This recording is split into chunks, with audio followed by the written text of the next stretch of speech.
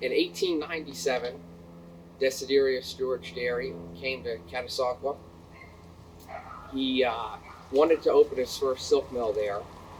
He started with a brick building on Ray Street, and he had 200 employees and 200 looms. Within 1 year, he doubled his capacity to 400 employees and 400 silk looms. And he manufactured broad silk. And broad silk is a wide cloth that is used in textiles like dresses, ties, and anything needing a wide cloth. And he made in a variety of patterns, and the product that he made was so good that people were buying it and buying it and buying it. And within 5 years, he opened three more silk mills in Emmaus, Allentown, Catasauqua, and he just started booming. And he built, at the same time as his silk empire was expanding, he started, he bought a house, or bought a lot in Catasauqua in 1900, and he started building a small house on the corner in 1900, and in the same style of the mansion as it is today, just a smaller version. It's constructed of Colorado limestone and Roman brick.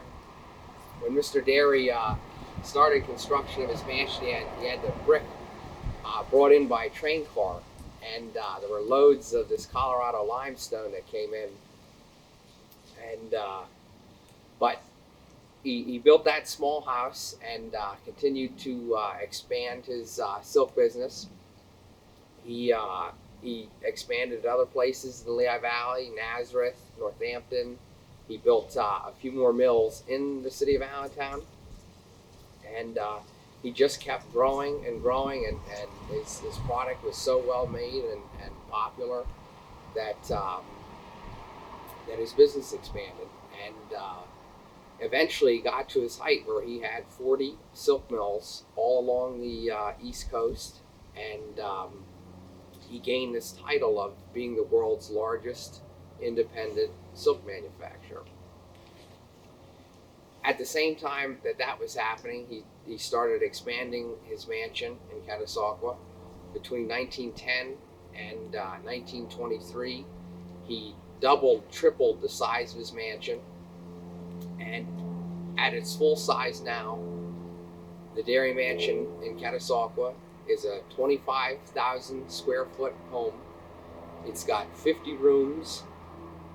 There are 3 floors above ground, 2 floors below ground.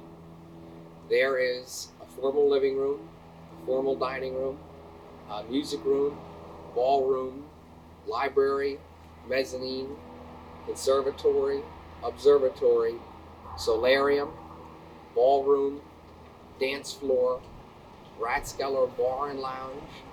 There's a commercial kitchen.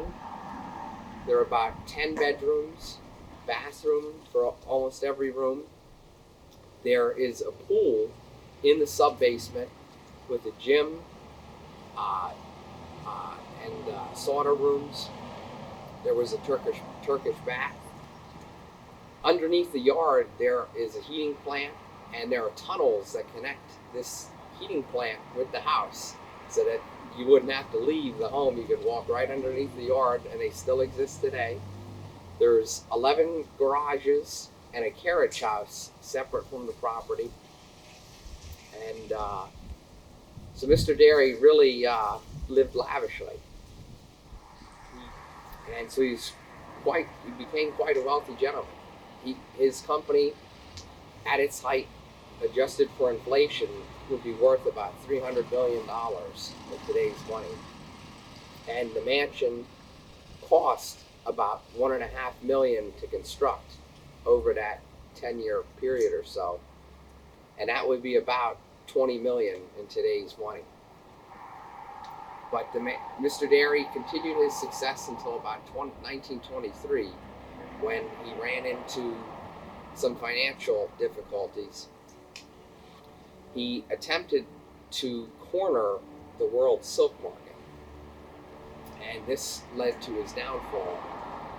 And realizing what Mr. Dery was trying to do, the silk manufacturers alerted the Japanese government. We are the largest producer of raw silk at the time, and still to this day, they are experts at growing silkworms and silk cocoons, instrumental in the process to make silk. The Japanese government then flooded the market with a mass amount of raw silk, which devalued the silk that Mr. Dery purchased.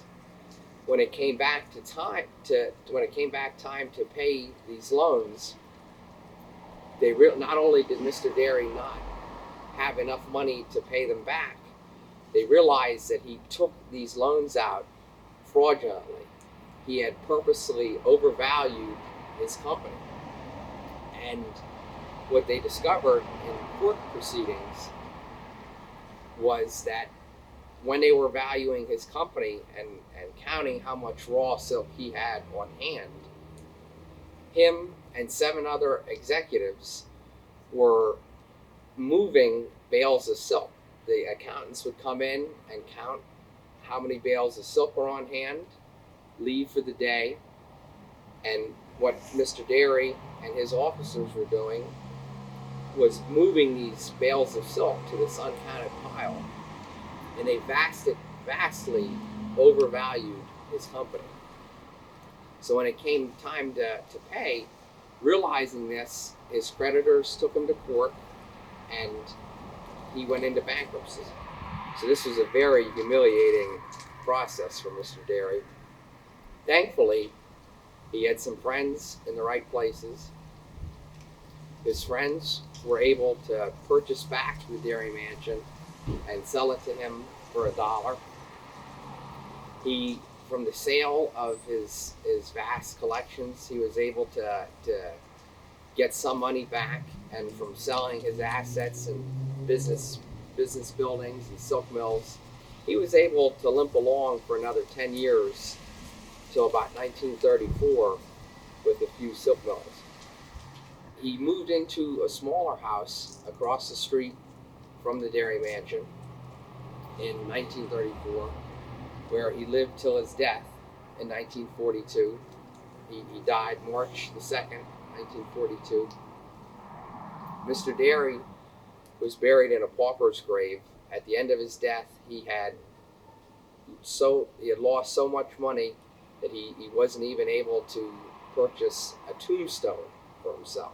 So he is buried across the river in West Catasauqua, which is also Whitehall, and he's there in an unmarked grave today. So it's just incredible the rise and fall that one can have, and the Dery Mansion is here today as a testimony to his wealth and his rise and fall.